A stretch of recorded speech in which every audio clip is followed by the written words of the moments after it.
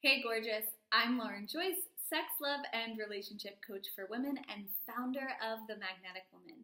In this video, I'm going to give you 3 ways for you to tap into and turn up your radiance as a woman. So the reason why I'm doing this video is because I have women asking me all of the time, how do I feel radiant? How do I feel irresistible? But more importantly, how do I balance feeling radiant and bright and magnetic and also feeling safe or also feeling professional? So I wanted to create this video where I tell you how you can tap into that sense of radiance and how to turn it up and why it's okay to feel that way. So we live in a culture and a society where feminine radiance, we've been conditioned to think that it's wrong, it's too much, it's bad, it's not appropriate for the workplace. So many women have had this experience where they felt radiant at one point in their life or another. Maybe as a little girl, you believed that anything was possible and that you were amazing. And then slowly but surely, that was conditioned out of you.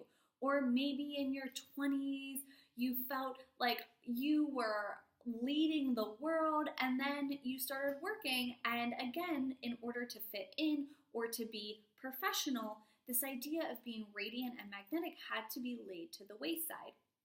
So what I see so often is women who want to feel radiant and magnetic while dating or in relationships really struggle to do so because they've spent so long really stifling that. So step number 1 is checking your belief system. Now, I know when I was growing up and before I started doing any work in this area, I thought that being feminine or connected to my femininity would make me weak or helpless.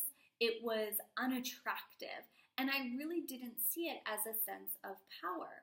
But once I really started diving into this work, once I hired coaches and took courses and really saw the power of working around and embracing my own femininity, I saw it as just as powerful as my drive, as my independence, as my intelligence.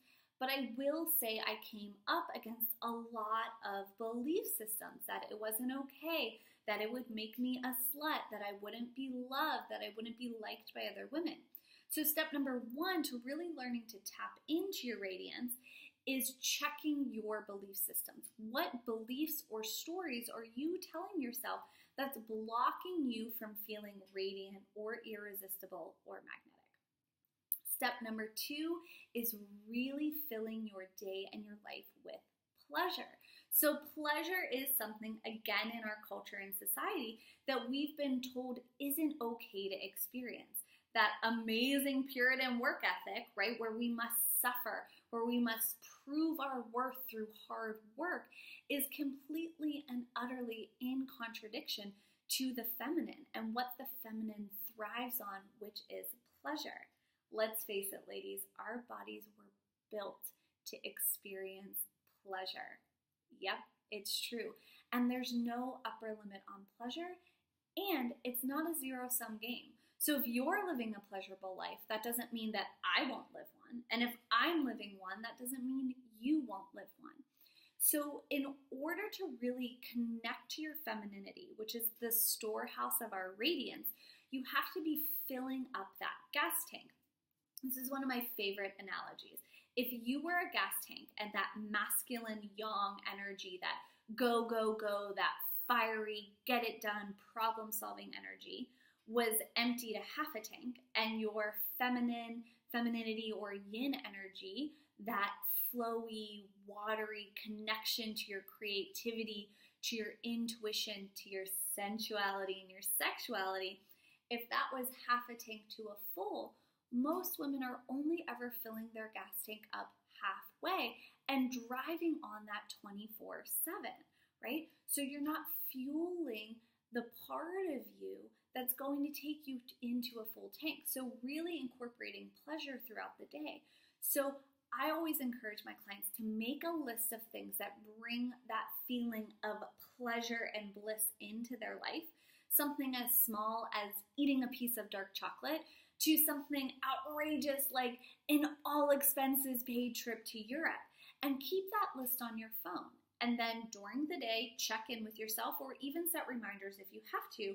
What would make me feel pleasure right now? What would be pleasurable right now in this moment?